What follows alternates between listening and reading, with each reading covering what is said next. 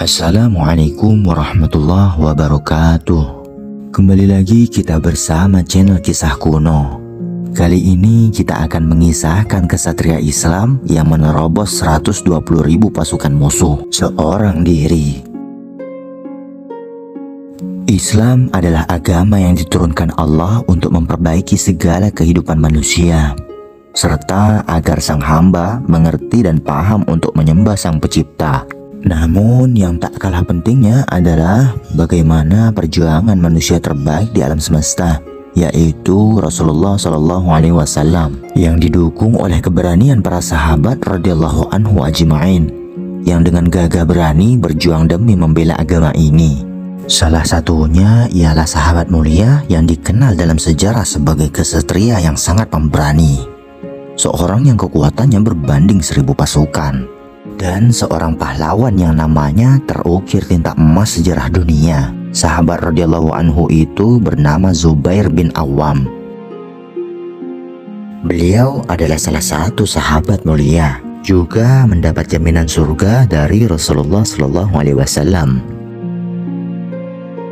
Rasulullah SAW bersabda, Abu Bakar, Umar, Utsman, Ali, Thalhah, Zubair, Abdurrahman bin Auf, Sa'ad, Sa'id, dan Abu Ubaidah bin Al-Jarrah. Kelak mereka semua akan berada di surga. Hadis riwayat Tirmizi. Beliau juga salah satu sahabat yang dikenal sebagai pengawal Nabi SAW yang sangat pemberani. Selain itu, beliau adalah sepupu Rasulullah SAW. Karena ibunya, Safiyah binti Abdul Muttalib, adalah bibi Rasulullah dan sepupu dari Ummul Mukminin Khadijah radhiyallahu anha. Karena ayah beliau adalah saudara laki-laki Ummul Mukminin. Nama beliau adalah Zubair bin Awam bin Khuwailid bin Asad bin Abdul Uzza bin Qusay bin Kilab al-Quraisy al-Asadi. Kunyah beliau adalah Abu Abdullah Hawari, yaitu pengikut atau teman setia Rasulullah SAW. Di antara keistimewaan Zubair yang lainnya adalah ia turut serta dalam 2 kali hijrah ke Habasyah, lalu menikah dengan putri Abu Bakar, yaitu Asma radhiyallahu anha. Kemudian ke Madinah dan mendapat anugerah, yaitu Allah mengkaruniai putra bagi Zubair radhiyallahu anhu. Putra pertama yang diberi nama Abdullah dan putra kedua Mus'ab radhiyallahu anhum. Beliau radhiyallahu anhu dilahirkan 28 tahun sebelum hijrah. Di masa kecilnya beliau sudah dilatih keberanian oleh sang ibu Safiyah radhiyallahu anha, seperti berada dalam kegelapan. Dan di masa kecilnya, Zubair sudah mahir dalam menunggang kuda dan seni berperang. Hingga para ahli sejarah menuturkan, Zubair bin Awam adalah sahabat yang pertama menghunus pedang di jalan Allah. Beliau radhiyallahu anhu juga dikenal sebagai saudagar yang kaya. Berkat rahmat Allah, beliau sangat berhasil dalam bidang perdagangan. Namun, harta yang didapat tidaklah membuat ia lupa bersedekah. Bahkan beliau dikenal sebagai salah satu sahabat yang sangat dermawan dan sangat baik perangainya. Sebab keislaman berkat kiprah sahabat mulia yaitu Abu Bakar As-Siddiq radhiyallahu anhu di umurnya 15 tahun. Namun sama seperti sahabat lainnya, cobaan pun menerpa, di mana saat keislamannya diketahui oleh orang-orang Quraisy, terutama dari kalangan keluarganya, sang paman pun melakukan hal yang sangat menyiksa, yakni tubuh Zubair digulung dengan tikar lalu dipanaskan dengan api. Hal ini dilakukan agar beliau mau kembali ke agamanya semula. Namun kata-kata yang keluar dari mulut sahabat mulia ini adalah, "Tidak, demi Allah, saya tidak akan kembali kepada kekufuran selamanya."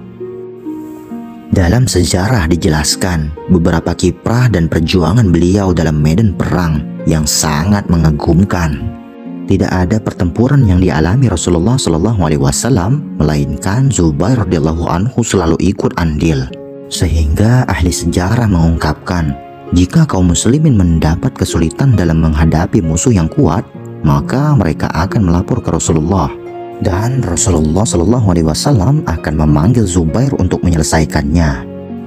Tanpa ada rasa takut, sahabat Zubair yang bagai macan yang sedang mengejar mangsanya dapat menyelesaikan tugasnya dengan baik. Seperti yang terdapat dalam sejarah perang Uhud, di mana terdapat orang musyrikin yang sangat kuat dan dikenal sebagai Kabsyul Khatifah ataupun panglima kuda terhebat. Orang ini bernama Tolha Al-Abdari, lalu keluar dengan menunggang unta dan menentang duel 1 lawan 1.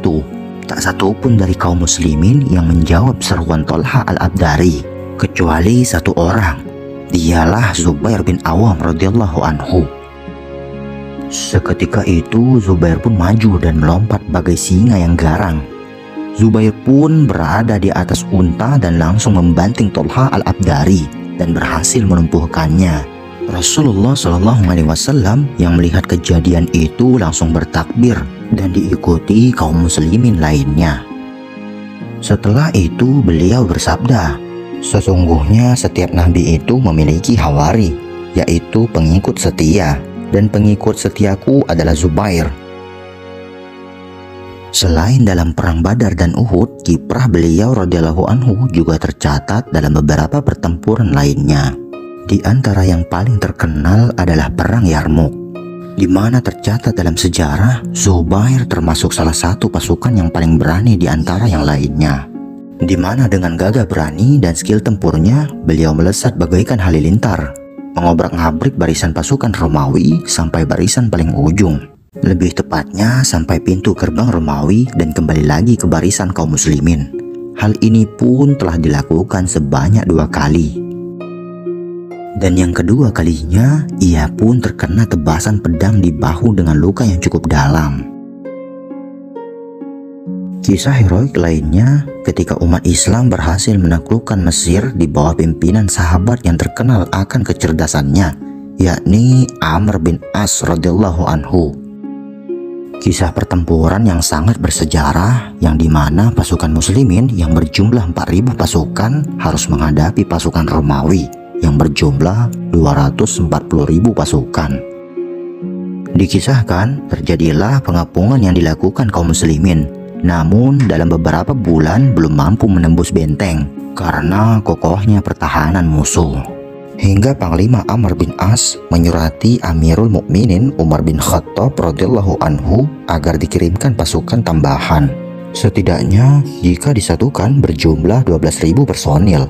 Karena mengingat sabda Rasulullah SAW, pasukan muslimin yang berkumpul 12.000 pasukan tidak akan terkalahkan. Setelah menerima surat tersebut, Amirul Mukminin pun mengumpulkan masyarakat yang ingin ikut membantu pasukan Amr bin As.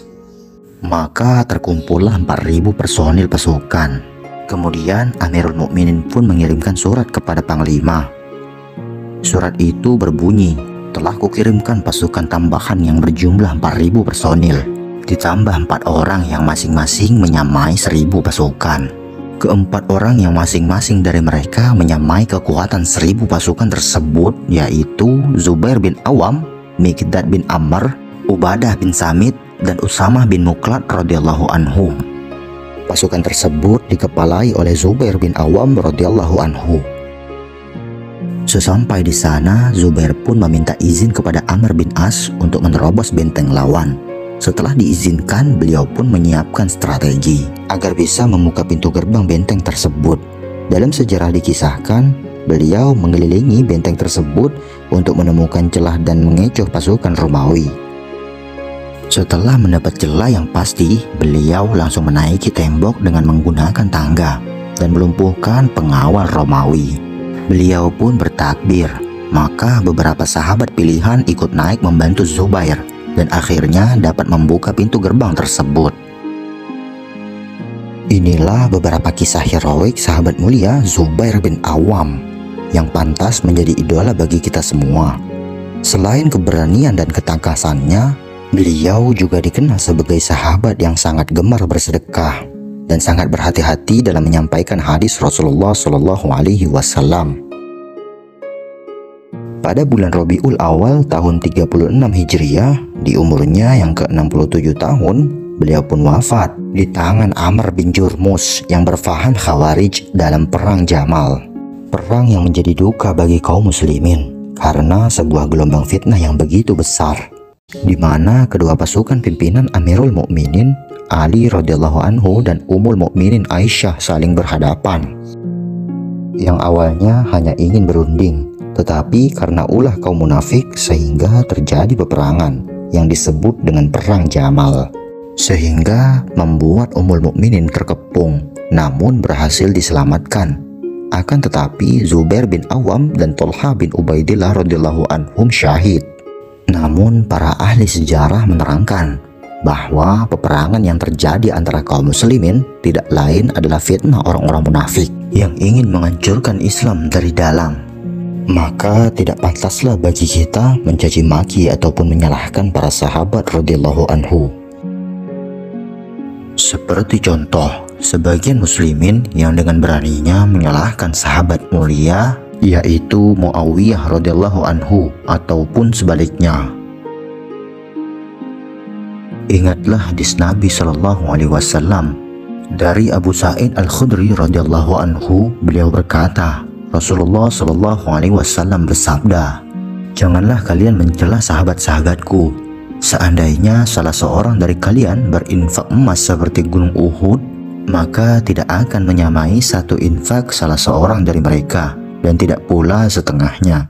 Hadis riwayat Bukhari dan Muslim. Semoga kisah yang saya bawakan ini bermanfaat bagi kita semua. Wallahu a'lam bishawab. Wassalamualaikum warahmatullahi wabarakatuh.